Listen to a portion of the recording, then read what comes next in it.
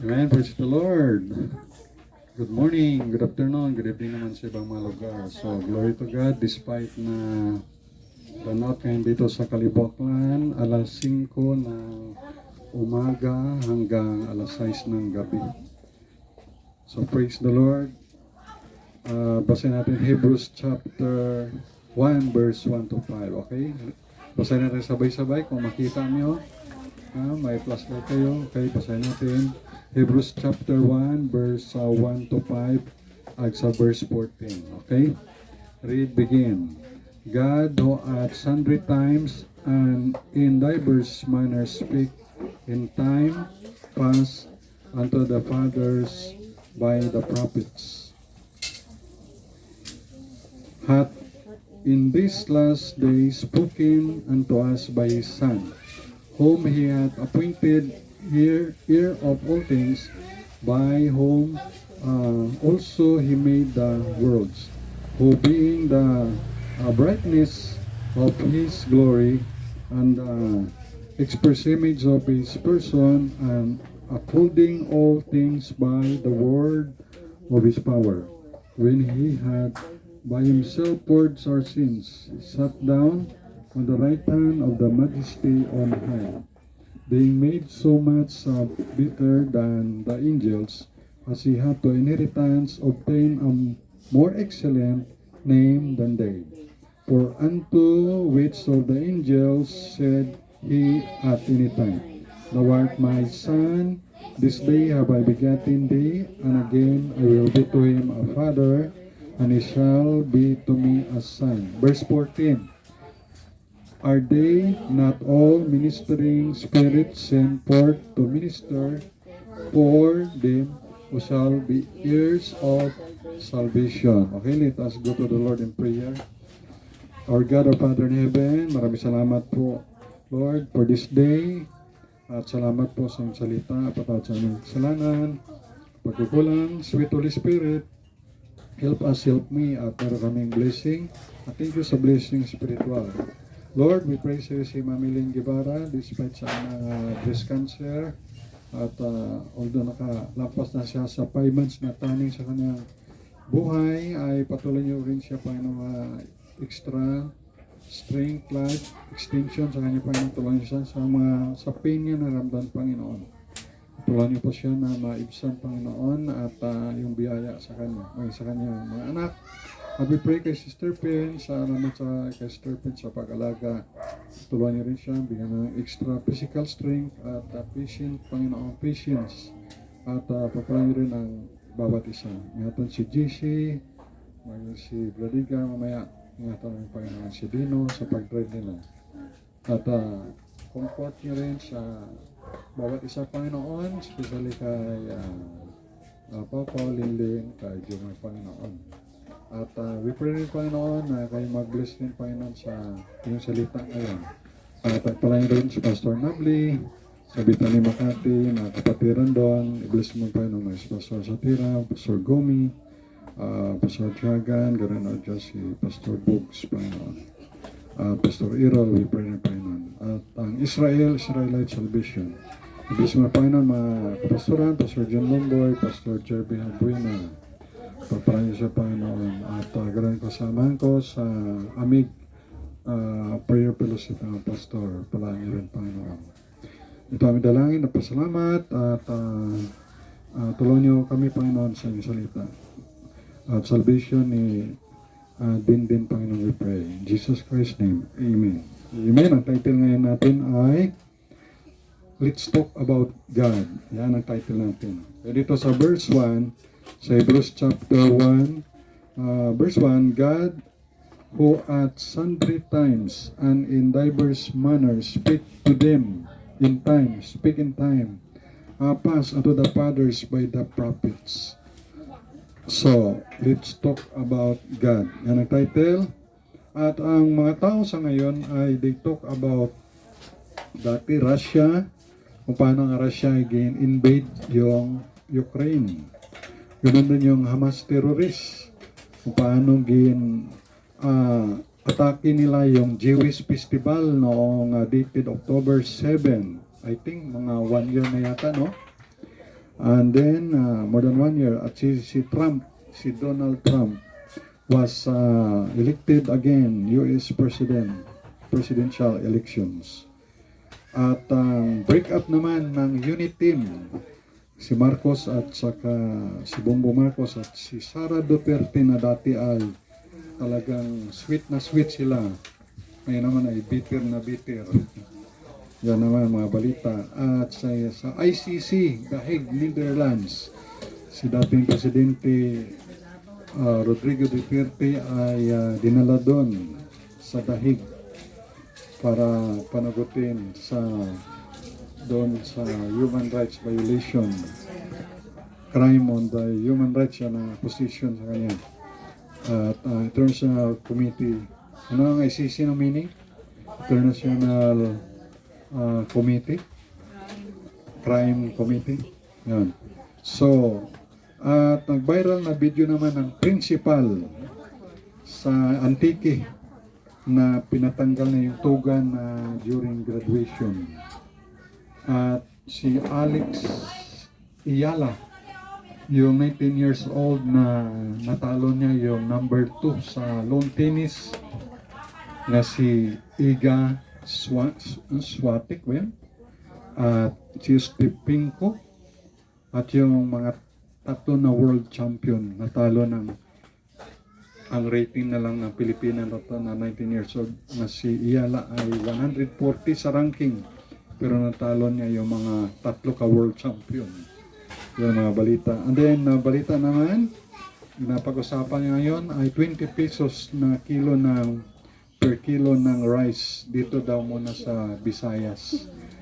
Dito lang muna maging dito sa Visayas region. So, nabalita rin na usap-usapan rin na nilibing na namatay si Pilita Corrales at saka yung si superstar Nora Honor. And then namatay na rin si Pope Francis ngayong April at the age of 88 years old. At yung pinag-usapan naman ngayon, let's talk about midterm election, national and local sa May 12. So yan yung mga tao, they are talking about that nabanggit ko. Ngayon naman, let's talk about God. Amen? Let's talk about God. Number 1, the true God. Kaya dito sa verse 1, the true God, God who at sundry times and in diverse manners speak in time past unto the fathers by the prophets. Yung word na God sa Hebrew ay Elohim.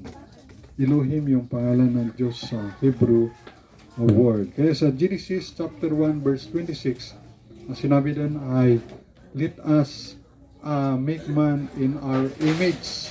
Let us make man in our image. Tingnan sa Genesis 1:26. Genesis 1:26. And God said, let us make man in our image, after our likeness, and let them have dominion over the fish of the sea, and over the fowl of the air, and over the cattle, and over all the earth, and over every creeping thing that creepeth upon the earth. So mapansin nyo dito sa chapter 1 ng Genesis verse 26, yung word na let us, yung us na word.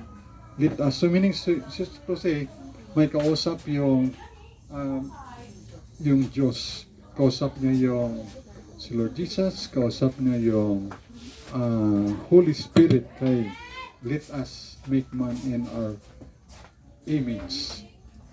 Kaya dito ay yung word na let us tatlo sila.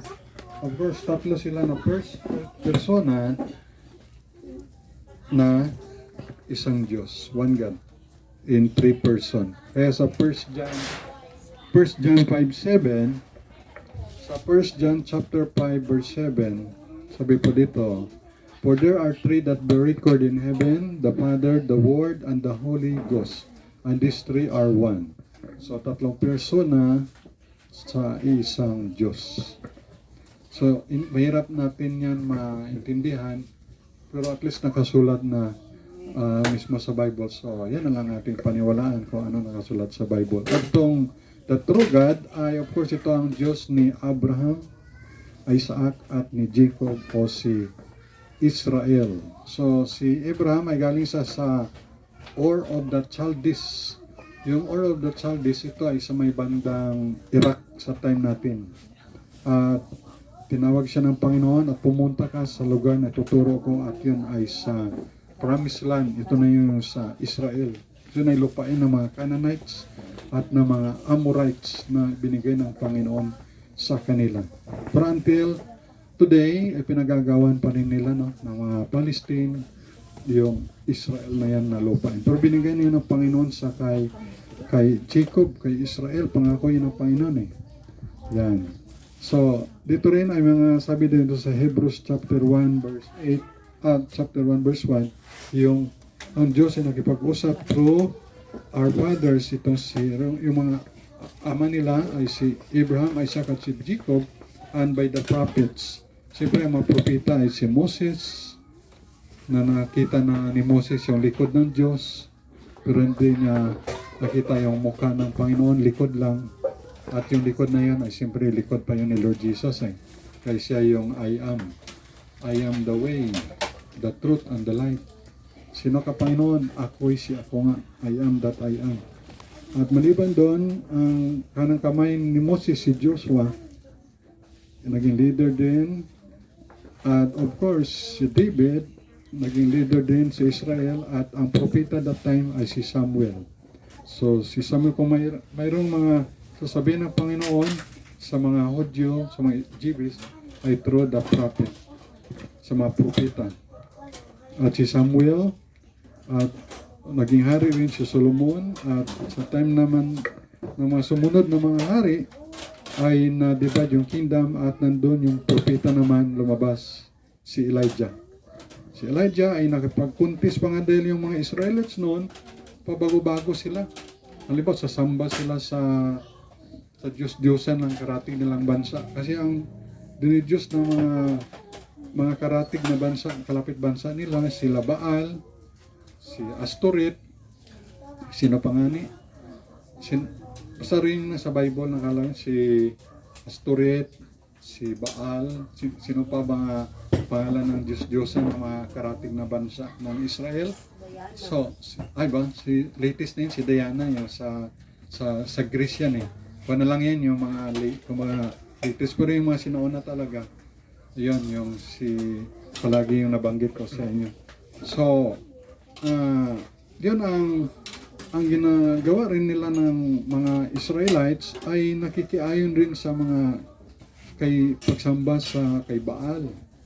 So, pag sumamba naman sila kay Baal, natatalo naman yung mga Israelites. Tapos, hingin naman sila ng tulong sa Panginoon. Babalik naman sila kay Yahweh. And then, mananalo na naman sila.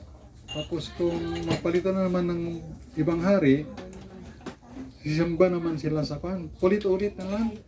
Ulit nila. Until the day na ito kay Elijah, nagkaroon na ng konklusyon na, okay, kung ang tunay na Diyos ay yung si Baal, na mayroong propeta na 450, siya ang Diyos. Pero kung hindi niya masunog yung handog na baka, ay piki siya na Diyos, patay siya na Diyos, o fake God. Pero ang Diyos ni Elijah, yun ang nakapagdala ng apoy sa handog na yang bulok or baka. At may tubig pa yun sa palibot at mayroong 12 stones representing the 12 tribes of Israel. At doon napatunayan na yung tunay na Diyos ay yung Diyos ng Israel. Ang pangalan niya ay si Yahweh. Ang iba pangalan niya ay si Jehovah. Yan si Elohim. Yan ang tunay ang pangalan ng Diyos sa salita nila doon. Kung sa Tagalog mataran ay si Bathala. Kung sa Tagalog ay si May Kapal, Puong May Kapal. Yan ang tawag nila sa Diyos. No? Puong May Kapal, Bathala. Yan. So, nagkaroon na ng conclusion na ang tunay na Diyos, the true God, is the God of Israel. At yun ay Diyos ni Abraham, Isaac, at ni Jacob. So, ang mga Judaism, mayroon silang Judaism, they believe only in one God. Sila ay monotheism. Pero, hindi sila niwala kay Jesus Christ. Ang kanilang ay ama lang. Yan. Siyempre, naging kwan sila. May dalawang klaseng Hudyo yan mga Jewish, no? Mayroong traditional Jews, at saka yung isa naman ay, ano ang tawag na kalimutan ko kung kanya to, religious Jews or modern Jews. Basta mayroon dun Kaya, ganun pa man, mayroon pa rin naman mga Hudyo na naniwala naman sa Panginoong Hesus bilang Diyos. Isa na, at kasama na doon yung 12 or 11 apostles. Kaya dito nagkaroon ng conclusion na yung true God is the God of Elijah. Ito yung God of, sabi doon sa verse 1 sa Hebrews na the God of our forefathers or our fathers. At na-mention rin na ipakilala ng mga propeta. Conclusion of the true God, the God of Elijah.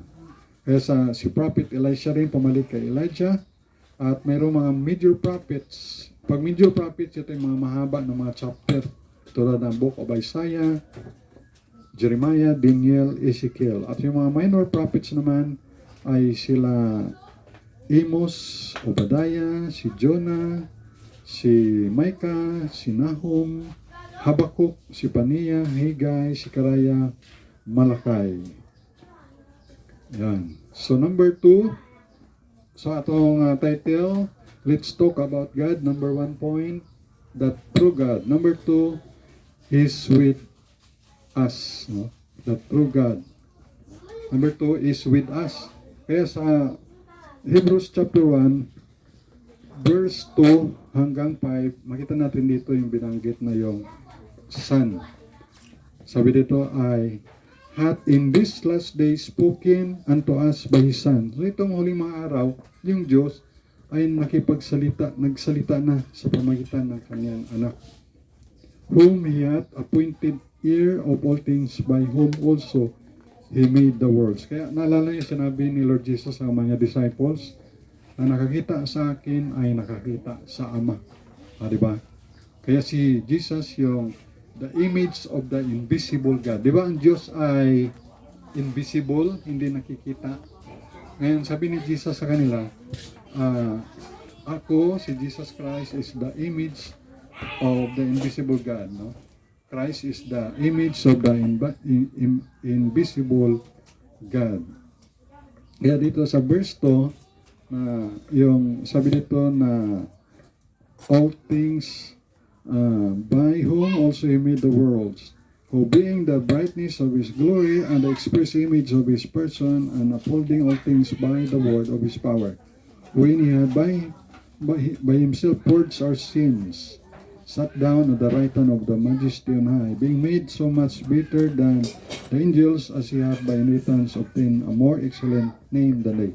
For unto which of the angels said He at any time, Thou art my Son, this day I have begotten thee, and again I will be to him a father, and he shall be to me a son.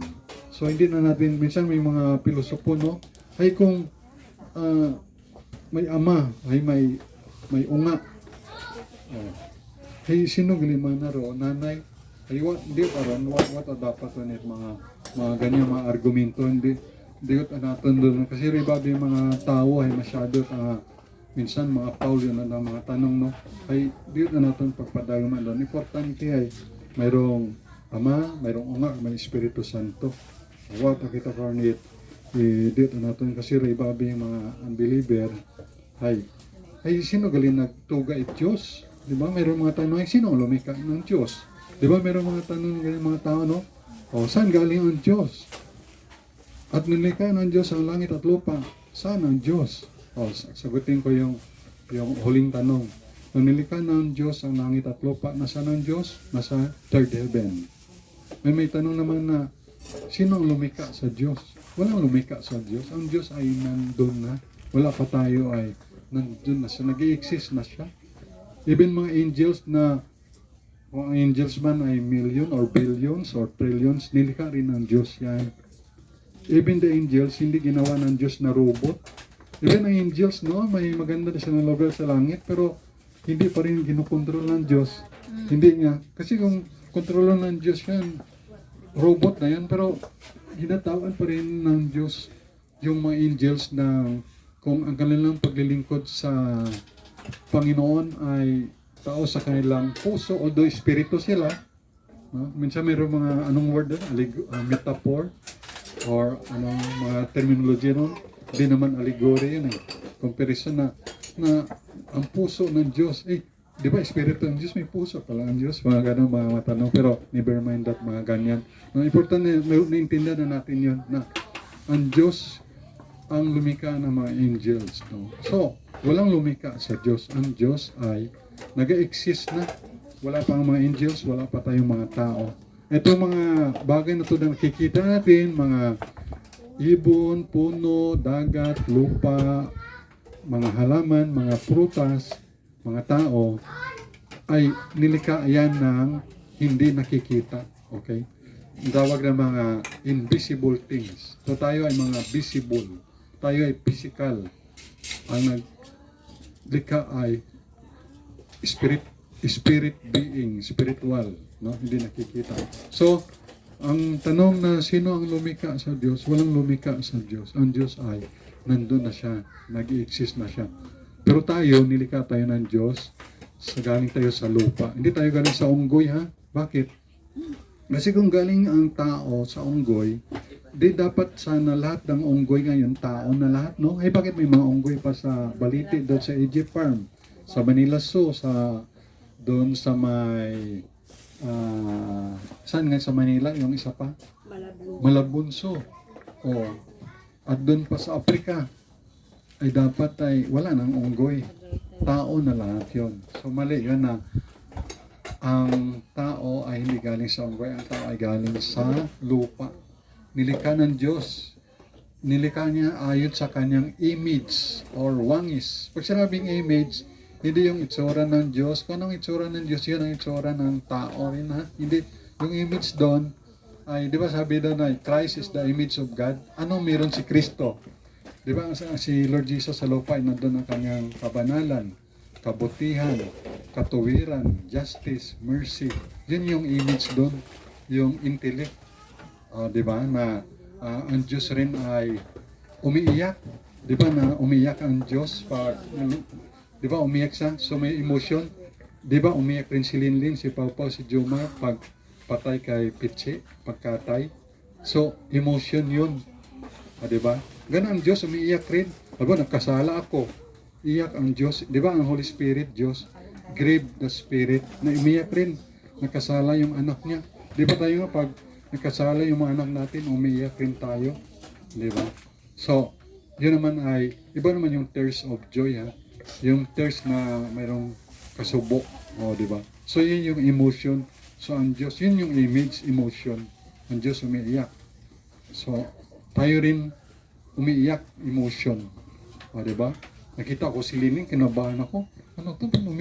Sino namatay? Ano? Nanuwala ang cellphone niya? Ano? Nakuan siya? Yan pala ay si Pichi. Pichi o si Kitchi? May posa kasi doon, si Kitchi. Yan, so ganun. So yan na ang image, kaya Christ is the image of God. Kaya balik tayo. Nung sinabi ng Diyos, let us make man in our image. Ang image doon ay yung emotion. Ang image doon ay yung intellect. Ang image doon ay yung righteousness, holiness, goodness. Yan. Yan ang mga image doon. Ha? Hindi yung mukha. Kasi kung ayon sa image ng Diyos, di lahat ng lalaki pariwang mukha. So image doon ay yung kabanalan, holiness, goodness, righteousness, intellect, emotion. Yan, yun yung image. So may mga na kayong mga blessing na na-learn, mga spiritual blessings.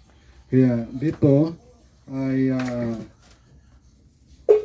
tingnan natin yung kanina doon sa point number 2 natin na is with us na sa atin. Nabasa ko na, nakompleto ko nabasa hanggang verse 5, di ba? Na yan. So mayroon pang tanong kanina na sino ang lumikha sa Diyos? Walang lumikha. Nandun na. Ang Diyos ay nandyan na. Walang lumikha sa Kanya. Meron akong binanggit pa na tanong, no? Kanina. Ano ba yan? Nakalimutan ko eh. No? Na saan galing ang Diyos? Nandun na rin siya. Ang Diyos ay nandyan na. Okay? So, salamat tayo sa Panginoon na tayo nilikha niya. At paano, bakit naman tayo nilikha ng Diyos? Nakalagay yan sa Revelation. We are created for His pleasure, kaluguran ng Diyos. No? Nilikha pala ikaw at ako ng Diyos para sa kaluguran ng Panginoon. Yan, nalugod. So, nalugod na pag nalalo kita kung marunong taba. Nag-inom lang tayo ng tubig. Lord, thank you sa tubig. Nagkuha na ng candy. Lord, thank you sa candy. Ng kanin, tinapay. Lord, thank you sa ulam. Thank you. Thank you. Di ba, pag nagpasalamat ka sa Panginoon, ay matutuwa ang Panginoon yan. Kasi if you are thanks the Lord, no? Thank you, Lord. It's ibig sabihin nun ay you are glorifying the Lord. Di ba, may 10 kitongin, pinagaling ng Panginoon. Isa lang ang mubalik at nagpasalamat. Sabi ni Lord Jesus, di ba 10 sila? Bakit isa lang yung nagbigay glory sa Diyos? Ibig sabihin, when we are thanking the Lord, it is also glorifying the Lord. Diba mga manok, pag uminom ng tubig, nagatanda.